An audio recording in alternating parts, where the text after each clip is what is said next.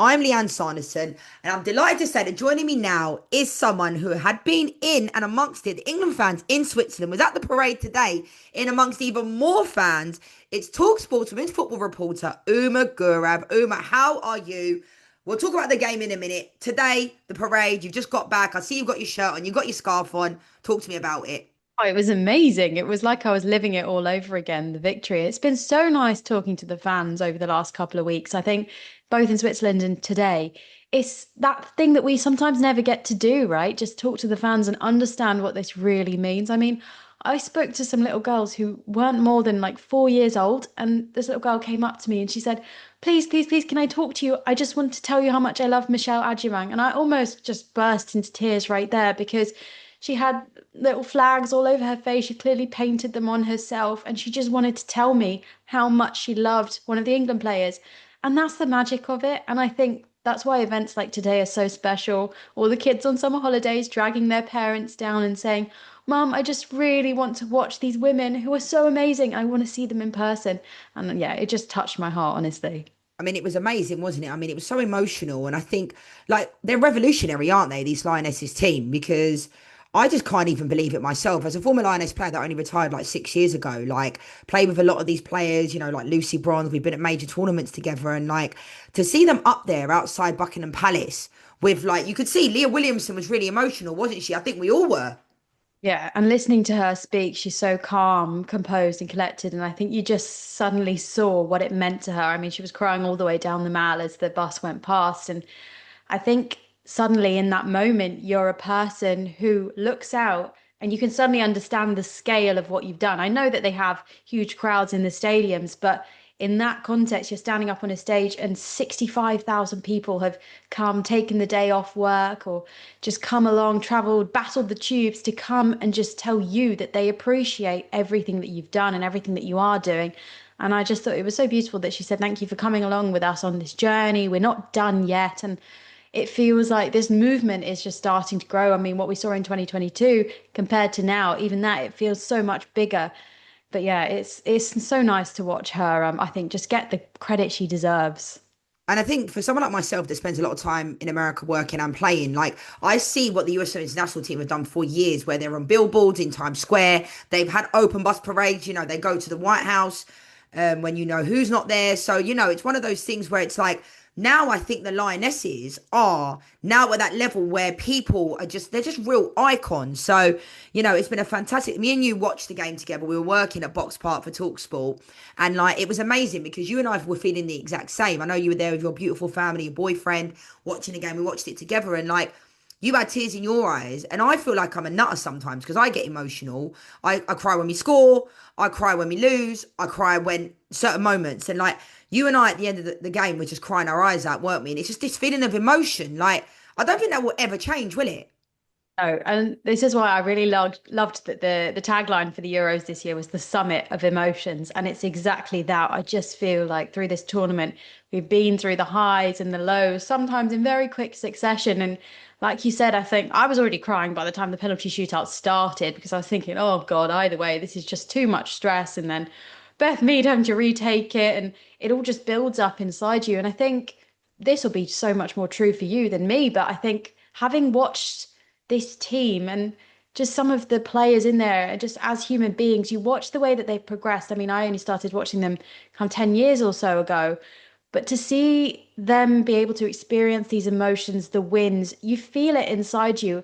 I always say this, and it sounds really strange, but I feel so protective of the Lionesses as people because I think you kind of follow them from when they don't have 65,000 people coming to see them at trophy parades, or they don't have thousands of people watching them in the stadiums or millions watching them on TV.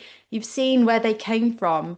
And to understand that growth, I mean, I'm not sure I even can understand it, but you feel almost like a proud parent watching where they've got to. And that's why I think when they get to that moment, it all comes out of you because you feel like, wow, I've watched this human being turn into this amazing person who gets to experience victory and so deservedly. And I think, yeah, we were crying a lot, weren't we? We were, and it was amazing. But now I want to get your expertise, Uma, about the tactical side of the game in the final, because I was on with Adrian Durham at half time.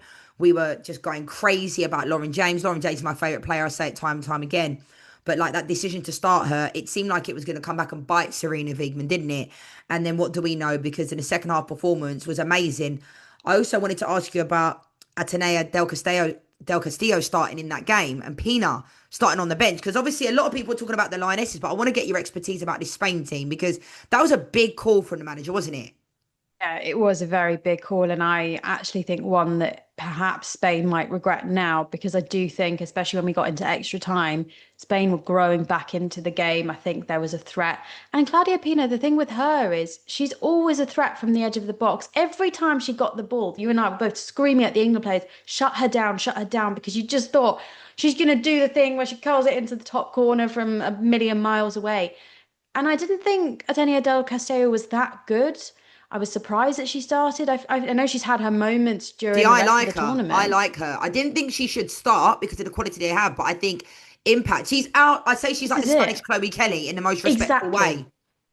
And I think in that sense, Serena Wiegmann actually won the battle of the kind of use of her subs in that sense, because Monza Tomé has been using Del Castillo as a sub up until this point. It's worked really well. I feel like she's added something every single time she's come on. I think that final wasn't the right time to suddenly switch it up. I don't know what Claudia Pina must have been thinking. Like, why have I been dropped to the bench against England as well? I remember when she came back and she scored both goals to beat us not that long ago when we last met them. So I think it was a strange decision for Spain. I mean, I've heard a couple of comments from the Spanish players in recent days. I think obviously they're not very happy that they won. A lot of them They're not saying they great don't as think losers, are they? I mean, I love them, but Matti, Alexia Putellas are my favourites. But like the same as when they got beat by Chelsea, by Arsenal. Like and the same as when they got beat by Man City. Sorry, in the Champions yeah. League way back when, in like October, November. Do you remember they wouldn't? They never give credit to the other team, do they? No, they were saying, "Oh, I think we deserved to win," and it was they were lucky, the English. And I actually think England played the game quite well tactically. Yes, they were shaky in the first half, and I do think the Lauren James decision was not necessarily the right one. But at the end of the day, Serena Wiegmann, she identified the problem, made the switch, and it worked well, and they managed to hold out through extra time. So. And you know what? If you can't get your penalty in the back of the net, I didn't think any of the penalties, I have to say, were particularly strong. None of them were in the side corner or top corner or anything. But for Bonmati and Mariana Caldente, those were particularly poor penalties, albeit, I have to say, Hannah Hampton had their number every time. I think she was always going to save those. I wanted to ask you about Serena Wiegmann's other decisions she made in that game. Jess Carter comes back in. Esme Morgan goes out of the lineup.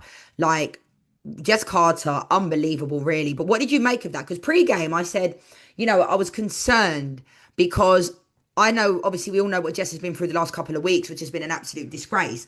But for her to be able to play against one of the best front lines in the world, to play the way she did was just unbelievable mental toughness, wasn't it? But like, what did you make of that decision before the game? I think even Jess Carter was surprised she was back. And I saw an interview with her where she was saying, she said, really? When Serena Wiegmann told her she was starting again. But it was an unusual one, especially because I thought Esme Morgan had done well when she was called upon. But I guess for Serena Wiegmann, it was about weighing up experience. It was about weighing up how the players were mentally. And ultimately, she took the risk on Jess Carter. And I think, sometimes as a person, I feel like when you've had a difficult situation, sometimes just having the trust of your manager, of the one person that you're kind of like, oh, I really want to prove myself to you, actually that can instill so much more confidence. Turned out to be a masterstroke from Serena Wiegmann, because Jess Carter was fabulous. I thought she didn't put a foot wrong all game. And I think part of that was just about her standing up after everything that she's been through in this tournament and saying, you know what, I'm going to prove myself because I am a fantastic player. I proved it at the World Cup. I've proved it during all my time at club level. It doesn't matter what anyone says about me because I know my worth. And I'm so, so glad for her. She won't get as many plaudits as some of the kind of, front headline players. But for her, she can go home and say, I truly deserved all the credit for everything in this Euros. And what does it say about Jess? Because there's an NWSL game this weekend. She wasn't at the parade today because she's chosen to go back to play for Gotham this weekend in the NWSL. Like, part of me feels like that just about typifies her as an athlete. But then part of me feels like maybe she needed a little bit of a break from that situation. Like, what did you make of that? Because I would have loved to have seen her there. I completely understand why she wants to go back to her club. I get that. Maybe she wants to go back to her home comfort. But like, what did you make of that? I was sad not to see her at the concert. Not concert. I see what It I'm felt thinking, like a Burner Boy. concert. Katie B, Burner Boy. The parade. I was sad not to see her only because I think the outpouring of love from a lot of the England fans after what she went through has been really nice to see. And we saw England fans singing her name out in Switzerland after her statement was released and just showing this her support for her. And I truly believe that had she been there today, I think there would have been a lot of support for her. On the other hand, I think she will be aware of that support. And, it's like, I think it was Georgia Stanway who said, real fans are real fans. They're not the ones who, unfairly criticize or abuse us. It's not what we want. And for Jess Carter, I think she's taken the decision to just go and do what she does best, which is to prove herself on the pitch. I'm sure she will do absolutely fantastically when she goes back and starts playing back at league level. And yeah, I think, celebrations sometimes happen in different ways. She strikes me as a kind of more calm player person anyway, right? And perhaps she just thought, you know what, the real achievement for me has already happened now. It can't really get higher than this. I just want to focus now on getting back to where I need to be. And if that's the decision she's chosen, then we fully respect that, of Yeah, course. fair play to her. Just want to end on a couple of things. Now, I want to end without a negative because I want to talk about the fact that everyone that went down to the parade today, incredible. I want to get your thoughts because since the Trafalgar Square, somewhat, stationary parade, we'll call it, 3 years ago was fantastic. Today, brilliant. But like, my only thing is that next time when we win the World Cup, they have Yes, when. speakers along the mall because, it was a bit anticlimactic, wasn't it? And I think they'll learn from this as well because I don't think they expected it to be the way it was. But it was like no one could hear when the players were on the screen and because did you hear them singing, turn it up? Yes, exactly. I was quite far down the mall because I was interviewing fans for talkSPORT and I was speaking to people and yeah, there was just it was obviously a great atmosphere, but there was a slight sense of like anybody who was sort of more than 100 meters away from the stage couldn't really hear what was happening. And even when Burner Boy appeared, we were watching on the screen and thinking, hang on a minute, that's Burner Boy, what's going on here? And there was no context to the fact that, of course, he's Serena Wiegmann's favorite artist. And I think all of those things, yeah, they probably should have been looked at. I don't know whether they just didn't anticipate that many Yeah, people I think it was an coming. oversight, to be honest. Yeah, And I think next time they'll be putting screens along the mall as for well. sure. Because Yeah. honestly, but overall, fair play to all the fans that came out. Umar, thank you so much for joining me. Honestly, it's been brilliant. You've been out there in Switzerland, you're at Box Park. You're going to get a bit of a break now? Being a little bit. But You we know love me, it, bit don't we? slops. Yeah, and I'm just saying, I feel like I'm allowed to say this now, but not only did I call that Arsenal were going to win the Champions League, I also called that the Lionesses were going to win the You Euros. So I actually think did. I And might we've just got keep proof making because you these. said it on my show, the first show we did. I Even did, after the didn't France I? game, you said it. So fair play, Umar. There we Thank you go. so much for joining me. You got it spot on. Thanks, Leanne. Have a good one.